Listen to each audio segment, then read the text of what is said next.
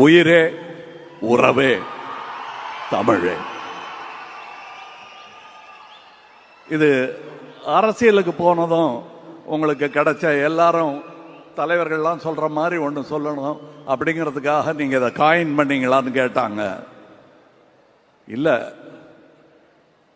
நான் என் தமிழகத்தை பற்றி, என் தமிழ் சினிமாவை பற்றி, என் தமிழை பற்றி பேசிட்டு இருக்கேன். இது அரசியல் சார்ந்தது அல்ல, இது என்னை சார்ந்தது, நம்மை சார்ந்தது. உயிரே உறவே தமிழே. அது இந்த முதல் வரிசையில் இருப்பவர்களுக்கும் பொருந்தும். நான் வழக்கமா கருப்பு கண்ணாடி போட்டுட்டு வரமாட்டேன். ஏன்னா இங்க இருட்டில் தடிக்க விழுந்துடக்கூடாதுங்கிற பயம் ஒன்று இருக்கும். அது போக எனக்கு உங்களை சரியா பார்க்கணும், நீங்களே என்ன சரியா பார்க்கணும்.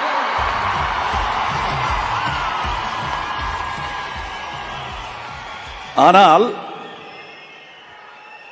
ஏன் இதை போட்டிருக்கேன்னா, மறுபடியும் மியூசிக் வேண்டாங்க, 9 பாட்டு கொடுத்துட்டாரு, அதனால இப்ப மியூசிக் வேண்டாம்.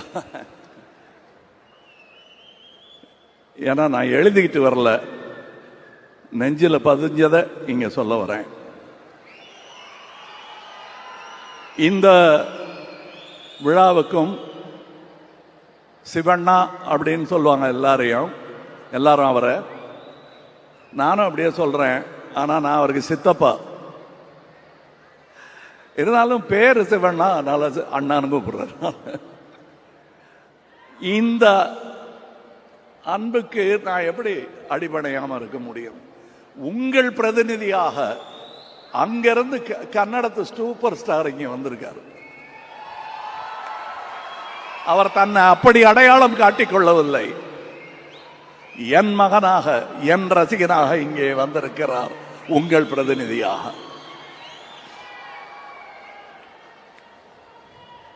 என்னை பார்க்க ஷூட்டிங்ல சின்ன பசங்களா மீச முளைக்காம வந்தவங்க எல்லாம் இன்னைக்கு பேரம்பேத்தியோட இருக்காங்க. என்னுடன் தொடர்ந்து வந்து கொண்டே இருக்கிறார்கள். அவர்களுக்கு நான் கடமைப்பட்டு இருக்கிறேன். மணிரத்னம் சார் கூட படத்திலாம் நடிச்சதுனால ரொம்ப அழக்கூடாதுங்கிறத கத்துக்கிட்டேன். ஆனா உள்ள நிறைய கண்ணீர் இருக்கு, சந்தோஷம் கலந்ததும் சோகம் கலந்ததும். ஆனா அது உங்களுக்கு தேவையில்லை, உங்க சந்தோஷத்திற்குத்தான் நான். அப்படியே சொல்லி கொடுத்து பழகிட்டாங்க, இனிமே மாற்ற முடியாது. 3 வயசுல இருந்து இவருக்கு நான் சித்தப்பா தான். இவரு நம்ம எஸ்டிஆர் அவர்களையும் அதையே சொல்லி வளர்த்துட்டாரு அவங்க அப்பா. அவர் என்னையும் ஒரு எக்ஸாம்பிளாக அவருக்கு காட்டியதற்காக அவருக்கு நன்றி சொல்ல வேண்டும். அவர் இங்க கூட்டிட்டு வரல, வந்தா அழுதுருவார்னு நாங்க 2 பேருமே அதை பேசிக்கிட்டோம். பாருங்க, படம் பார்க்கும்போது சந்தோஷமான சீன்ல நம்ம டான்ஸ் ஆடிட்டு இருக்கும் போது கூட அவர் அழுதத்தான் செய்வாரு. எனக்கும் வருது, இவங்கெல்லாம் பார்க்கும்போது என்ன கடந்து வந்திருக்கிறோம், எப்படி என்னை தாங்கி பிடித்திருக்கிறார்கள், எத்தனை தலைமுறைகளுடன் நான் தோளுரசி இருக்கிறேன் என்பதை பார்க்கும்போது எனக்கு என்ன சொல்றது, நன்றியை தவிர அவர் ஒன்றும் சொல்ல தோணல. இந்த தக் லைஃப்கான வெற்றி ஆக போவதற்கான காரணம் முன்வரிசையில் அமர்ந்திருக்கும் இந்த தக்குகளும் அரங்கத்தையே நிறைத்திருக்கும் அந்த தக்குகளும் சேர்ந்துதான்.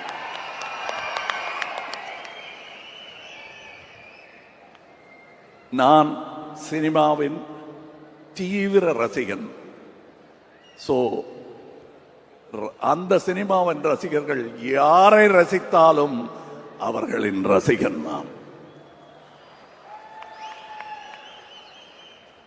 சரி, இப்ப எங்க இருந்து ஆரம்பிக்கணும்? விழாவின் நாயகன் ரஹ்மான் அவர்கள் என்பதனால் அங்கிருந்து ஆரம்பிக்கிறேன்.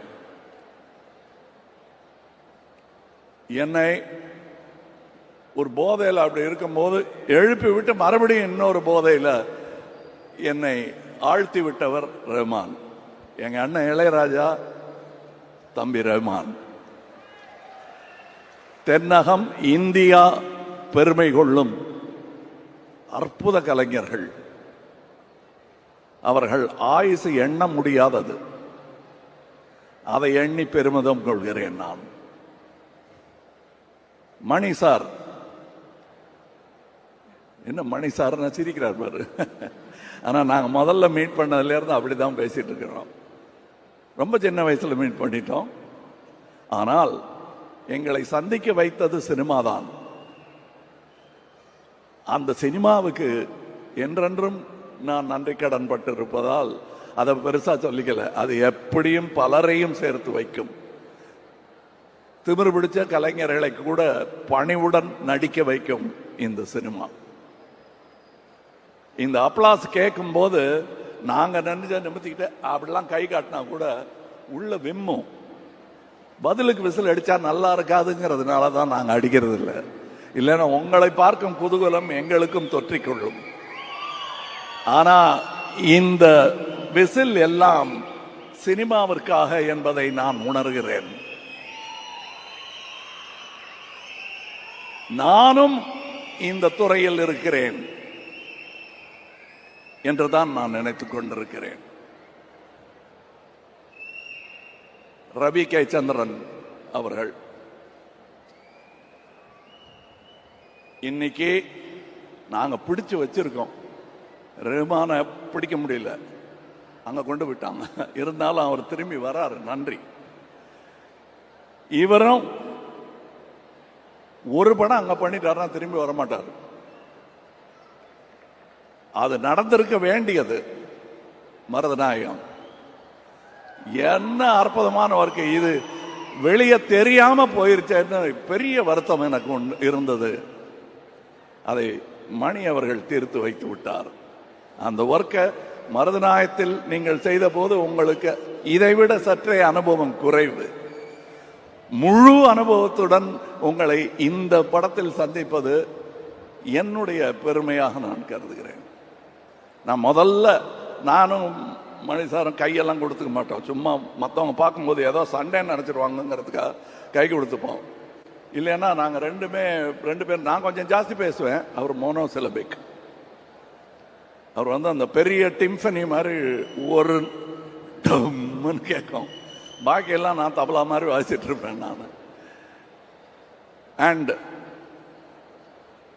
இந்த இருவர், உங்க படத்து பேரையும் சொல்றேன் நான். இந்த இருவர் எனக்கு ஸ்டண்ட் மென்னாக அவர்கள் இருந்த காலத்திலிருந்து தெரியும் என்று அவர்கள் சொல்லித்தான் எனக்கே தெரியும். அப்படி உரு தெரியாமல் இருந்தவர்கள் தன் திறமையால் தேடி போக வைத்தவர்கள் இவர்கள். நன்றி. நான் விட்டதை பிடிக்கிறதுங்கிறது எல்லாரும் ட்ரை பண்ணுவாங்க. எனக்கு விக்ரம் தர்மாவை டைரக்டர் ஆகி பார்க்கணும்னு ஆசை. செய்யக்கூடியவர் அவர், செய்ய முடியல. விட்டதை பிடிச்சிருக்கேன். அவர் பிள்ளைகள் நீங்கள். அதனாலதான் நீங்க, நான் எங்க கூட்டத்துக்கு அப்புறம் வரேன், டெக்னீஷியன்ஸை பத்தி பேசும். இதற்கு பாடல் பாடியவர்கள், எனக்கு என் குழந்தை பாடின போது சந்தோஷமா தான் இருந்தது. ஆனா அதை விட சின்ன குழந்தைகள் பார்க்கும்போது இந்த குழந்தை சின்ன குழந்தையா இருக்கும் போது பாடினதெல்லாம் எனக்கு ஞாபகம் வந்துருச்சு. தேவர் மகன் படத்துல ஒரு சின்ன பாட்டு சான்ஸ் கொடுத்தாரு. கோடம்பாக்கத்துக்கு கூட்டிட்டு போறேன். வண்டியில சீட்ல உட்காந்துக்கிட்டு போற்றி பாடட்டி பொண்ணை ரிஹர்சல் பண்ணிக்கிட்டே இருக்கோம். அப்புறம் பின்னாடி உட்கார்ந்து இருந்தவங்கலாம், எப்பா ஸ்டூடியோக்கு போய் பாடிக்கலாம், இல்லைன்னா பாடவே முடியாது, எதுக்கு வண்டி வருது, கொஞ்சம் நிறுத்துங்க, ரிஹர்சல் அங்கே போய் பண்ணிக்கலாம், அவர் பார்த்துக்குவாரு அப்படின்னு சொன்ன அந்த குழந்தை கணீர் என்ற குரலில் ரஹ்மான் இசையில் என்று பாடிக்கொண்டிருப்பது தந்தையாக எனக்கு பெருமை. நான் உதிர்த்த உயிர், அதை பார்க்கும்போது எனக்கு உள்ளம் நெகிழாமல் இருக்காது. இன்னொரு பொண்ணு இங்கே உட்காந்துருக்கு, ஹாசினி. எத்தனை பேருக்கு நான் சித்தப்பா பாருங்க.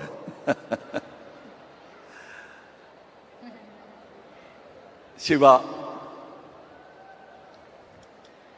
அவர் என் சிவமும் அவர் சிவமும்.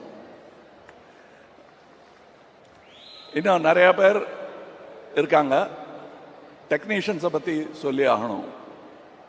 எத்தனை பேர் இங்கே முன்வரிசையில் இருக்கிறது போக உங்கள் முன் வராமல் பின்னாடியில் இருந்து இயங்கிட்டு இருக்கிற இந்த துணை இயக்குநர்கள்ல இருந்து சவுண்ட், இந்த அஞ்சலி படத்தில் ஆடின குழந்தைகள்லாம் இன்னைக்கு சவுண்ட் இன்ஜினியராக வந்திருப்பான். நான் சும்மா விளையாட்டுக்கு ஒரு படத்தில் சொன்னேன், சதி லீலாவதிங்கிற படத்தில் என்னை தாண்டி குதிச்சு ஓடுவார். அப்ப பெரிய இன்ஜினியரா வருவாங்க போல் இருக்கு அப்படின்ப. நான் வந்துட்டாரு. அது டயலாக் வாழ்த்தா மாறிடுச்சு. வாழ்க.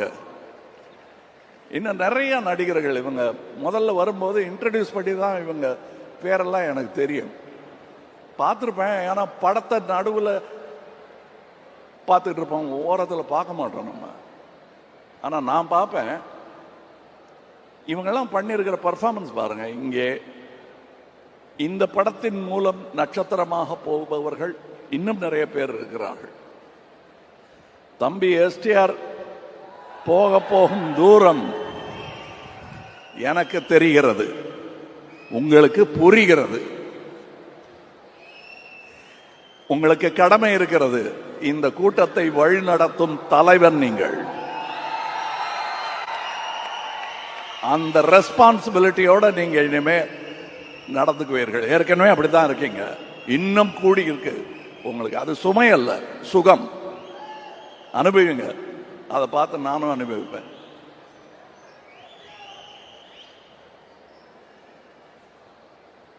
த்ரிஷா அவர்கள் அழகு அப்படின்னு அடிக்கடி சொல்றாங்க. அதெல்லாம் யாருக்கு வேணா தெரியும். ஆனா கிட்ட நெருங்கி போனாதான் உள்ள எவ்வளவு அழகா இருக்காங்க அவங்க. அதுவும் அந்த ஹேர் ஸ்டைலுக்குள்ளெல்லாம் ஒரு அழகு இருக்கு, தலைக்குள்ள.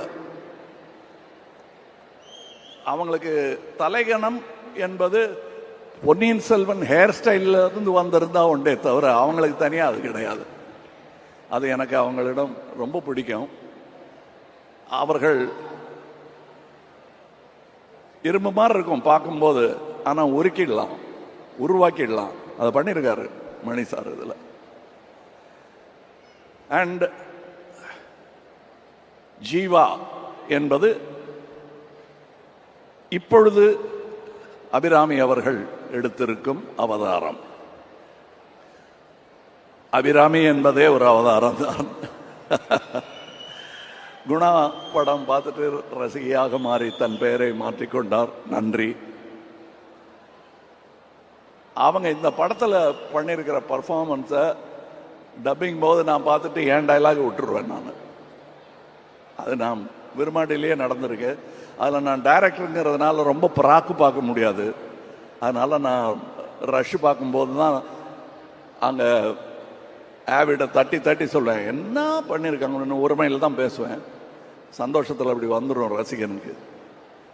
அற்புதமான நடிகை. வெல்கம் பேக்னு சொன்னாங்கல்ல, you left, we never left you. Ashok Selvan. நான் நாதர்கிட்ட சொல்லிட்டு இருந்தேன், அவர் நெகிழ்ந்துட்டாரு இவரை பாராட்டும் போது. எனக்கு நாதரை பார்த்த மாதிரி இருக்கு இவரை பார்க்கும் போது. அதே போலீஸ் வேஷம் இருக்கு. நாதர் அந்த பில்டிங்ல நடந்து வருவாரு. கண்டிப்பா பார்த்த உடனே தெரியும் யார் இந்த பையன்னு கேட்பாங்க எல்லாரும். அந்த பையன் தான் இங்க இருக்காரு. இன்னும் அப்படியே பையனா தான் இருக்காரு. இதெல்லாம் மேக்கப், வெள்ளை டை போட்டுட்டு வந்திருக்காரு. அப்படித்தான் எனக்கு தோணுது. இங்கே உதவி இயக்குனரை நடிகையாக்கி இருக்கிறார். நட்சத்திரமாவதற்கான எல்லா வாய்ப்புகளும் இருக்கிறது சஞ்சனா. அப்புறம் வேற என்ன, யார் நிறைய பேர் இருக்காங்க கலைஞர்கள். இதுல நான் விட்டுறக்கூடாது. அதே நேரத்தில் நான் போர் அடிக்கவும் கூடாது உங்களை. இதுல அடிங்கிறாங்க, நான் அடிச்சிருவேன் அப்புறம்.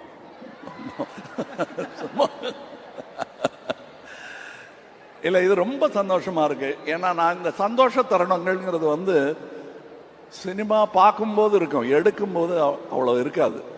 அதுவும் நான் 200 சொச்சம் சினிமாக்கள் நடிச்சிருக்கேன். அதுல நான் படம் எடுக்க வரும்போது எனக்கு ஏற்பட்ட கஷ்டங்கள் நிறைய. அந்த கண்ணீர் ஓடையை தாண்டி தாண்டி தான் நான் வந்துட்டு இருக்கணும். அதெல்லாம் நான் மனசுல வச்சுக்கல. ஏன் தெரியுமா? அந்த வன்மங்கள் எல்லாம் எனக்கு கேட்காமல் உங்கள் ஆரவாரம் என்னை தூக்கிவிட்டது, கண்ணீர் துடைத்து விட்டது என்பதுதான் உண்மை. அதுவும் என்ன மாதிரி ரசிகர்கள், என் கூடவே இருந்தவங்க, எனக்கு இவர் ரசிகர் என்றே தெரியாதவர்கள். அசோக் செல்வன் சொன்னார் இல்லையா, எல்டான்ஸ் ரோட் வாசல் நின்ன கூட்டத்தில் நானும் நின்னேன்னு. நான் அவர்களுக்கெல்லாம் எப்படி நன்றி சொல்லுது? அதுக்கு தான் அரசியலுக்கு வந்தேன். புரியுதா உங்களுக்கு? நான் சீஃப் மினிஸ்டர் ஆகிறதுக்காக வரல. எம்எல்ஏ எம்பி எல்லாம் எனக்கு புரியாது. ஆனால் 40 வருஷமா ஒரு எம்எல்ஏ ஒரு தொகுதியில் என்ன பண்ண வேண்டுமோ அதை நாங்கள் தமிழகத்துக்கு மெதுவாக பண்ணிட்டு இருக்கோம். ஏன்னா நாங்கள் தனி மனிதர்கள். இங்க இருந்து என் கூட உழைத்த தம்பிகள் எல்லாம் இன்று பெரியவர்களாக, பெரிய மனிதர்களாக சமுதாயத்தில் நடந்து கொண்டிருப்பது எனக்கு பெருமை. உங்கள் தம்பிகளும் அப்படி நடக்க வேண்டும், நடக்க வைக்க வேண்டும். எஸ்டிஆர் நாசர் பாய், நாங்க சினிமா தவிர நாங்க ஒருவருக்கொருவர் பேசிக்கொண்ட காதல் வசனங்கள் நிறைய. உட்காருங்க, அப்புறம் கட்டி பிடிச்சிக்கிறோம். என்ன ஆர்வம் சார் அவருக்கு சினிமாவில், தமிழ் மேல எல்லாமே நாங்கள் கலந்து பேசிக்குவோம், கலந்து ஆலோசிப்போம். நான் எங்கள் ஆலோசனை பூரா நீங்கள் எங்கே வீடு வாங்கியிருக்கீங்க, எத்தனை கிரவுண்டுன்னு கேட்டதே கிடையாது. அவரும் கேட்டது கிடையாது, நானும் கேட்டது கிடையாது. சினிமாவை எப்படி தூக்கி பிடிக்கணும், நம்ம என்ன பண்ணலாம், அது சின்ன படங்கள் வருவதற்கு என்ன வழி பண்ணணும் அப்படிங்கிறது எங்களுக்கு சான்ஸ் கிடைச்சதும் நாங்கள் நினைச்சோம் பாருங்க. அதுதான் உண்மையான சினிமா ரசிகனின் லட்சணம். அது நான் பல பேரிடத்தில் இங்கே பார்க்கிறேன். பரேட்டே இந்த ஜோஜு யாருன்னு எனக்கு தெரியாது. நான் திடீர்னு எல்லா படத்தையும் பார்த்துட்டு இருப்பேன். இந்த ரெட்டைன்னு ஒரு படம், ரெட்டா, உங்களுக்கு ரெட்டைன்னு சொன்னாதான் தெரியும். ரெட்டா, அதாவது நான் கிட்டத்தட்ட 30 சொச்சம் டபுள் ரோல் பண்ணியிருப்பேன். ஒன்று மூக்கு வச்சுப்பேன், காது வச்சுப்பேன். மைக்கேல் மதன காமராஜங்கிற படத்தில் மட்டும்தான் ரொம்ப மேக்கப் வித்தியாசம் இல்லாமல் கடைசி காட்சிகளில் எல்லாருக்கும் ஒரே மாதிரி கெட்டப் போட்டுட்டு பண்ணியிருக்கோம். அது ஒன்று தான் நான் பெருமையாக சொல்லிக்கிறேன். ஆனால் தன்னுடைய ஆரம்பகால படத்திலேயே ஒன்றுமே இல்லை, ஒரே போலீஸ் ஸ்டேஷனுக்குள்ளே இருப்பாங்க ரெட்டையர்கள். தனியாக தெரியும், இது அந்த சகோதரன், இது இந்த சகோதரன். எனக்கு இவங்க 2 பேரை பார்த்தா யார் அன்பு யார் அறிவுன்னு இன்னி வரலும் கேட்டுட்டு இருப்பேன். அவங்களும் அது சொல்லவே மாட்டாங்க, பதிலே சொல்ல மாட்டாங்க. யார் அன்புன்னு நீங்களே கண்டுபிடிச்சிக்கங்க சார். அந்த வேற மாதிரி இருக்காரு, அது வேற ஒரே மாதிரி ட்ரெஸ் போட்டுக்கிட்டு வருவாங்க. நான் அன்பு கிட்ட அறிவு அறிவுன்னு பேசிட்டு இருப்பேன், அறிவு கிட்ட அன்பு அன்புன்னு பேசிட்டு இருப்பேன். 2மே எனக்கு பிடிச்ச வார்த்தைகள் தான்ங்கிறதுனால அவங்க கோச்சிக்க மாட்டாங்க தப்பா பேர் சொன்னா. ஜோஜு, நீங்க நான் பொறாமைப்படும் நடிகர்களில் ஒருவர். நிஜமா புதுசா நடிக்கணும்னு நினைக்கிறவன் பூரா எனக்கு போட்டின்னு நினைக்கிறவன் நான். ஆனா அவங்கள வரவேற்க வேண்டியது என்னுடைய கடமைன்னு நினைக்கிறவன் நான். அந்த கடமையை நாம் அனைவரும் செய்ய வேண்டும். என்ன நடுவில் நான் இதெல்லாம் விட்டுட்டு போயிடலாம், என்னதுக்கு இந்த கஷ்டம் அப்படின்லாம் நினைச்ச போது என்னை இங்கே தங்க வைத்ததே நீங்கள் தான். இப்ப இங்க இருக்க அடுத்து நிறைய பேரை கொண்டு இங்க சேர்த்துடணுங்கிறது மட்டும்தான் என் முனைப்பு. நான் தோள் கொடுக்கும் இந்த சினிமா பல்லக்கில் திறமையானவர்கள் எல்லாரும் ஏறி அமரலாம். இன்னொரு பக்கம் சாஞ்சனா பிடிக்க மணி இருப்பார், ரஹ்மான் இருப்பார், ரவி கே சந்திரன் இருப்பார், நாதர் இங்க கொஞ்சம் பின்னாடி பிடிங்க என்ன பிடிப்பாங்க. அவங்களாம் மேல நிக்கிறவங்க நம்ம குழந்தைகள், என்னங்க அவங்க காலை தூக்கி தலையில வச்சுக்கிட்டு இருக்கோம்னு வைக்கலாம், தப்பே கிடையாது. நம்ம குழந்தைகள் காலை முத்தம் கொடுக்கறது இல்லையா, அந்த மாதிரி நினைச்சுதான் நான் நினைக்கிறேன். எனக்கு ரொம்ப விம்மும் சந்தோஷம் இங்கே இருக்கிறது. இந்த ராஜ்கமல் நிறுவனம் அப்படிங்கிறத சொல்லும் போது அதுல பின்னாடி எனக்கு பக்கபலமா முதுக பிடிச்சிக்கிட்டே வந்தது அண்ணன் சந்திரஹாசன் அவர்கள். நான் பண்ற எல்லா விதமான கோளாறுகளுக்கும் சிகிச்சை செய்து அதை சரி பண்ணி என்னை கொண்டு வந்து சேர்த்தவர் அவர். ஐயோ அண்ணன் போயிட்டாரேங்கும் போது எனக்கு கிடைத்த தம்பி தான் மகேந்திரன். இது சம்பளம் கொடுத்தா கிடைக்காதுங்க, அதெல்லாம் பத்தாது. இங்கே நான் இப்போது அணிந்திருக்கும் இந்த ட்ரெஸ்ல இருந்து ரங்கராய சக்திவேல் அணிந்திருக்கும் அந்த வித்தியாசமான ஆடையிலிருந்து அதை எனக்கு செய்து கொடுத்த அமிர்தா அவர்களுக்கு வணக்கம், நன்றி. என் பின்னாடி நிறைய பேர் இருக்காங்க, உட்கார். அவங்களுக்கு பின்னாடி ஒரு 4 பேர் இருக்காங்க. அத்தனை பேரையும் சொல்லி கொண்டிருந்தா இங்க நேரம் பத்தாது. நாசருக்கு பின்னாடி எப்படி அவங்க இருக்காங்களோ அதை ஒவ்வொரு மேடையிலுமா சொல்லிட்டு இருக்க முடியும். அந்த மாதிரி என் பின்னாடி பல பேர், பல டெக்னீஷியன்கள். இதோட எடிட்டர், அந்த ட்ரைலர் பார்த்தீங்கல்ல, அது இத்தனை மில்லியன் அத்தனை மில்லியன் அந்த கட்ஸுக்காக தான் போயிட்டு இருக்கு. மணிசாருக்கும் அதுல பங்கு உண்டு. எனக்கு இன்னும் என்ன ட்ரைலர் கட் பண்ண போறாங்கன்னே தெரியாது. எனக்கு ட்ரைலர்லாம் கட் பண்ண பிடிக்கும். ஆனால் அற்புதமான இருவரிடம் நான் அதை விட்டதனால் இப்ப எத்தனை மில்லியன்ஸ் போயிருக்கு. வேற என்ன சொல்லுங்க. அலி ஆப் ஹே யா? Okay okay, sorry sorry, welcome.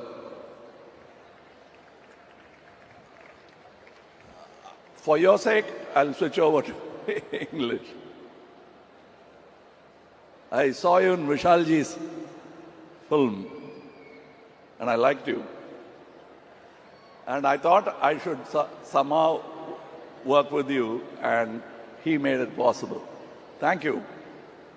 You're a very important actor of India. Welcome, welcome to our home, cinema.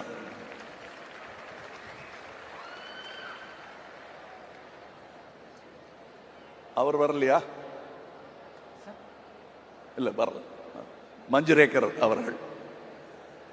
அவர் மும்பை எக்ஸ்பிரஸ்லயே எங்கூட நடிச்சிருக்க வேண்டியவர், அமையல. பட் இதுல அமைஞ்சிருக்க சும்மா அப்படியே பார்க்கும்போது கொலை நடங்கும் ஒரு கண். அது சாவாலையும் அதே மாதிரி அவர் பிரமாதம் பண்ணியிருப்பாரு. நான் இன்னும் இவங்க பண்ண பர்ஃபார்மன்ஸை பத்தி எல்லாம் சொல்லலை, ஏன்னா that will be a spoiler. தம்பி எஸ்டிஆர் பண்ணியிருக்கிற பர்ஃபார்ம், அவருடைய நட்சத்திர அந்தஸ்தை பற்றி பேசுறத ஒரு பக்கம் ஒதுக்கிட்டு அவர் இதில் பர்ஃபார்ம் பண்ணியிருக்கிற விதத்தை நீங்கள் கண்டு ரசிக்க வேண்டும். நான் ரசித்தேன். நான் பெற்ற இன்பம் நீங்களும் பெறுவீர்கள் என்ற நம்பிக்கை எனக்கு இருக்கிறது. எல்லாரையும் சொல்ல முடியாது, அங்கே வேற ஒரு இடத்துல மிக்சிங் நடந்துட்டு இருக்கு. விப்லாஷ் என்ற படத்தின் சவுண்ட் மிக்சிங் செய்ததற்காக ஆஸ்கார் வென்றவர் இந்த படத்திலும் செய்து கொண்டிருக்கிறார்.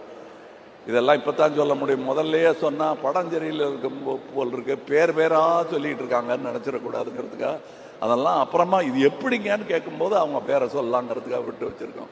ஏன்னா அவங்க ஒர்க்கு இந்த மாதிரி மேடையில் நின்னா புரியாது, படம் பார்க்கும்போது தான் தெரியும். ரவி கே சந்திரன் அவர்களுடைய வேலை என்ன என்பது ட்ரைலர் பார்த்தா கூட புரியாது. கதையோடு அவர் பண்ணியிருக்கிற லைட்டிங்கை பார்க்கணும். நான் இங்கே விற்க வந்தது தக் லைஃப் இல்ல, நல்ல சினிமாவை. தக் லைஃபை நீங்கள் ஏதாவது ஒரு விலையில் வாங்கி விடுவீர்கள் என்ற நம்பிக்கை எனக்கு இருக்கிறது. எவ்வளவு நம்பிக்கை இருக்கிறது என்பதை சொல்லுகிறேன். இது யாரோ மற்ற ப்ரொடியூசர்லாம் சவால் விடுறதா நினைக்க வேண்டாம், அதல்ல, அவங்கவுங்க இஷ்டம். அது நான் சேட்டலைட்டும் நெட்ஃபிளிக்ஸும் மட்டும்தான் விற்றிருக்கிறேன். பாக்கியெல்லாம் we are distributing. மணி சாருக்கு ரிஸ்க் வந்துடாம நாங்க டிஸ்ட்ரிபியூட்டிங். என்ன நம்பிக்கை இருந்தா இப்படி பண்ணுவோம் நீங்க சொல்லுங்க. ஏன்னா வியாபாரம் எங்களுக்கு ஓரளவுக்கு தெரியும். அந்த நம்பிக்கையில் உங்களை நம்பி ஒரு நல்ல சினிமாவை தயாரித்து முதலீடு செய்திருக்கிறேன். உரம் போட்டு இருக்கிறோம், உழுது இருக்கிறோம். விவசாயிக்கு இதை தவிர வேற ஒன்றும் தெரியாது. எங்கள் விவசாயம் சினிமா விவசாயம். அதுல யாராவது வந்து இதுல கார்ப்பரேட் விவசாயம் பண்ணாம இருக்கிறதுக்காகத்தான் மணி மாறி தோழர்கள் எனக்கு தேவையாக இருக்கிறார்கள். நன்றி. இதில் தோள் கொடுத்த அத்தனை சகோதரர்கள் பெயரையும் சொல்ல முடியாது, தோள் கொடுக்க போகும் ரசிகர்கள் பெயரையும் தனித்தனியே சொல்ல முடியாது.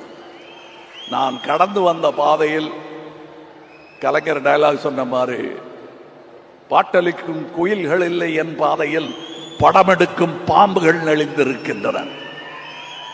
ஆகாரத்திற்காக அழுக்க சாப்பிட்டு தடாகத்தை சுற்றப்படுத்துகிறதே மீன், அதை போல நான்.